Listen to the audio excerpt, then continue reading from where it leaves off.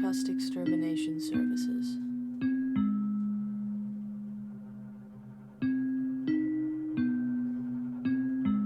Episode 1.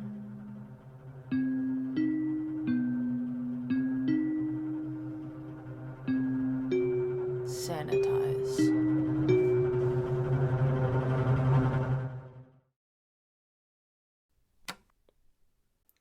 This is Faith Meadows recording on March 24th at 11:42 a.m. Let me start by saying that all of this is under duress. I'm not the kind of person who keeps a journal. Never have been, and I thought I never would be, but Sam says it would be a good idea. As if all of my problems will magically be solved by telling my phone what I had for breakfast. Right. Sam's my sister. Younger, but you wouldn't know it from the way she acts. I'd say she knows me better than anyone, but if she really thinks journaling will do what a year of court-ordered therapy couldn't, then maybe that isn't true. It is true that she's naive, and this is stupid, and I'm probably wasting my time even trying to quote-unquote put down my thoughts, but what the hell. Gives me something to do while I work, I guess. So, breakfast. I have the same thing every morning. Toast, coffee, and a protein shake. I wear the same thing too, although that's more of a uniform than anything else. I guess you could call me a creature of habit, but I just say I like to have a routine, especially with food. Food is stable, predictable. If a meal is good now, you can count on it to be good later. It doesn't pull itself out from under you or change suddenly, not like relationships or jobs. Speaking of jobs. There's an abandoned car in Polaris and dispatch wants it dealt with. I'd leave it to someone else, but Jeff is over in East Campus, Sahana's out sick, and Margaret is crazy. So, looks like it's up to me. I used to be a police officer, arresting criminals, busting drug deals, saving lives, all that good stuff. Now I'm, a meter maid for San Diego's least favorite college. From helping people to helping the man rob already indebted students. Oh, how the mighty have fallen. Yeah, I'm going.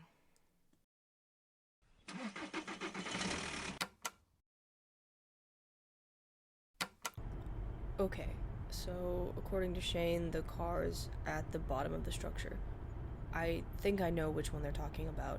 It's a rusty old eyesore that probably was a light orange, but now it looks like someone roasted it on a spit for too long. If the paint job wasn't peeling, and the wheels weren't flat, and the bumper wasn't strapped on with zip ties, it might be a passable car. As it is, though, to call it scrap metal would be doing it a favor.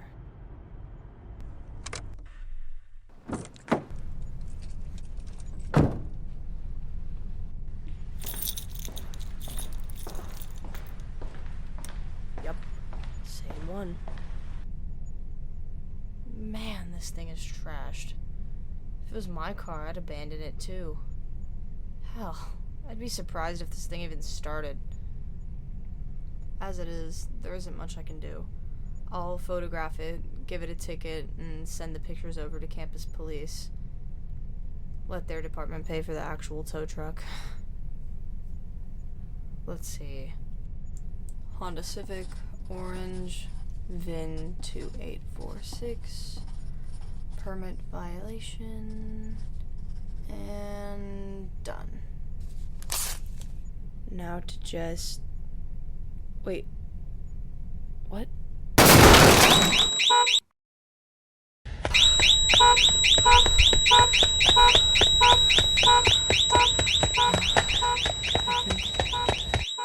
I think there might be a problem. Faith Meadows recording on March 24th at 4:45 p.m. Sorry. It took a while to calm down, and besides, I was still working, and yeah, I needed a second to convince myself that what I saw wasn't, I don't know, a hallucination or something. I'm on meds, sure, that's not a secret, but delusion isn't listed as a side effect, and besides, even if it was, I don't think I doubt what I saw. I wouldn't have noticed anything if I hadn't leaned over the windshield. I was sticking the ticket under the wiper, along with the bountiful others it's collected over the past few weeks. Totally normal. It's kind of awful behavior, but normal. But as I was pulling back, I saw it. Below the trash and the scattered personal belongings, something glistened. It was sludgy, like vegetables left out to rot, and the closer I looked, the more I saw of it. It covered everything, forming a layer of film over the seats, the dashboard, the doors. I moved closer to try to see what it was made of or what I was looking at when it moved. The windshield shattered and a huge, decomposing lump of something slammed into the opposite wall. It only missed my face by a few inches, but the smell hit me like a punch to the face. It bounced back off the wall and hit the hood with a wet slap. From the awkward, fleshy shape of the thing, I think it was a person. Or at least what was left of one. The clothes were mostly decomposed, but there was a crucifix on a chain around its neck. I can't tell you how long I stood there, with the car's alarm blaring in my ears. I think I was in a state of shock. I only snapped out of it when the rest of the car's windows exploded outward in a cataclysm of glass and trash and decay. The eruption spurred my legs forward, and I ran. I know. I'm an ex-police officer. It's shameful. But sometimes the best move in a fight is to run. And part of me, deep down, knew that if I didn't, I would join that thing on the hood.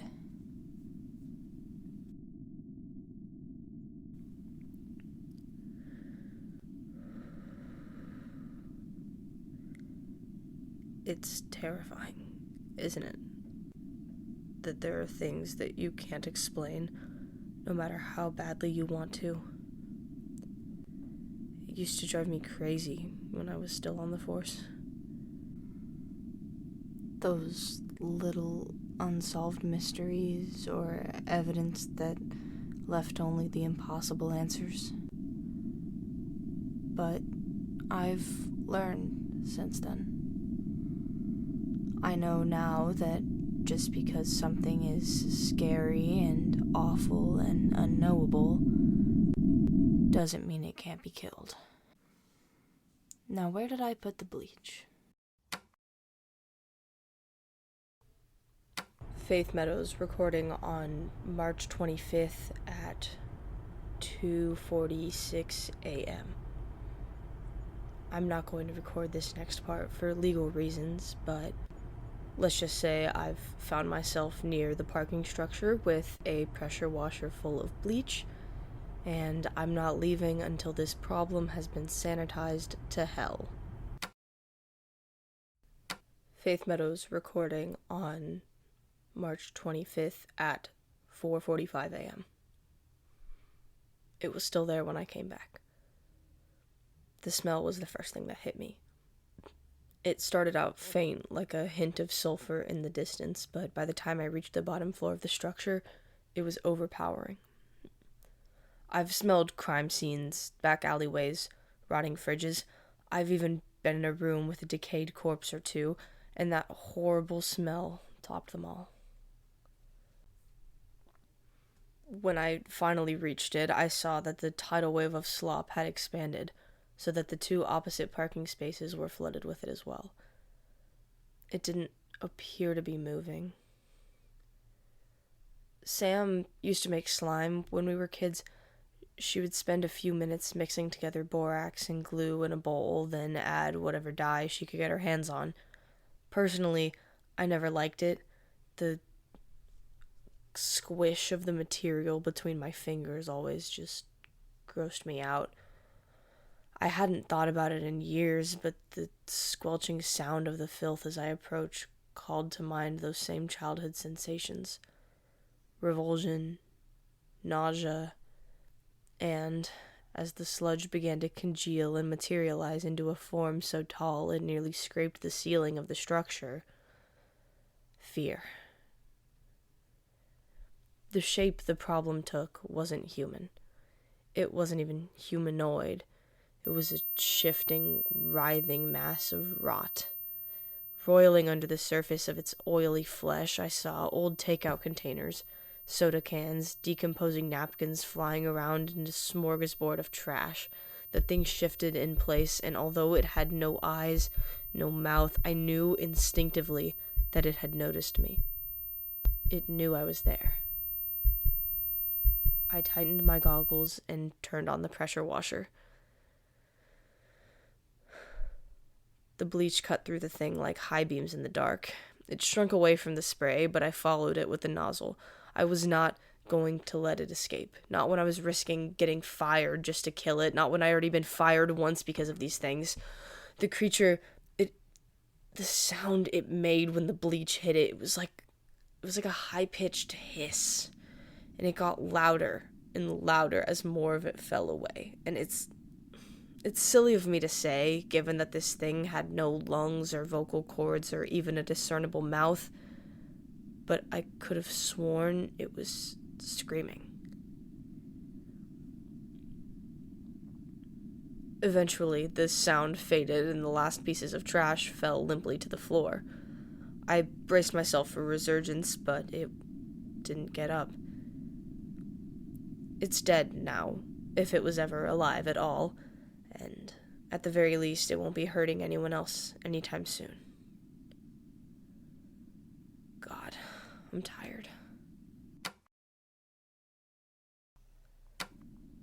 Faith Meadows recording on March 30th at 4:52 p.m.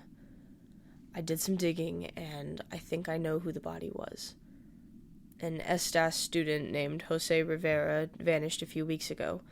According to his LinkedIn, he is, or was, a PhD student. Biochem, I think the record said. He was reported missing by his girlfriend, but efforts to find him were unsuccessful. She said the last time she saw him was when he left their apartment for class.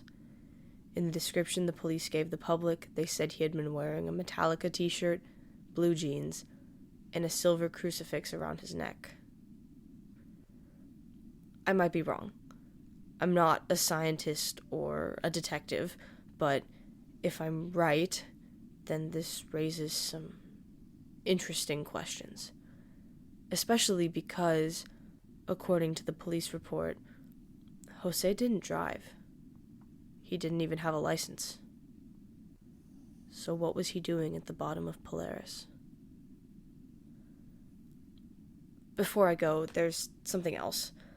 The atmosphere in the structure, that stifling air of fear that surrounded the problem, it was almost exactly the same as what I felt in the Hadford apartment. It's different from the normal stomach drop, adrenaline-hazed reaction to danger. Trust me, I've almost died enough to know the difference.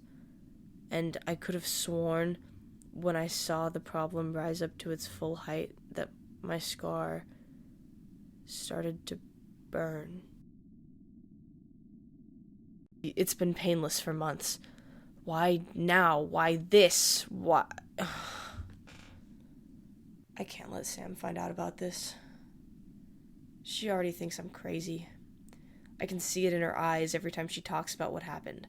She has this masterful way of addressing things without directly confronting them. When you stopped working, she'll say, as if I had a choice. When you came to live with me. When you got your scar. She's always saying that I need to focus on work and keep myself calm. It would be good advice if I didn't know it ultimately comes from a place of fear. I need to keep myself calm, because we all know what happens when I don't.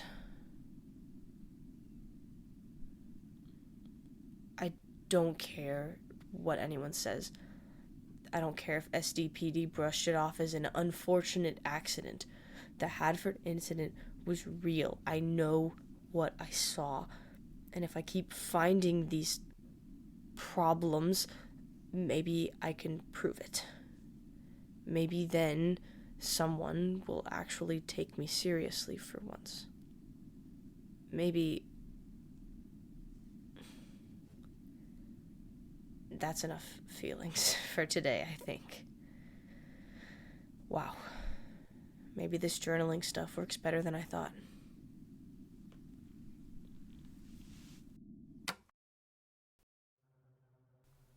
Trust Extermination Services is written and produced by Taylor Murphy.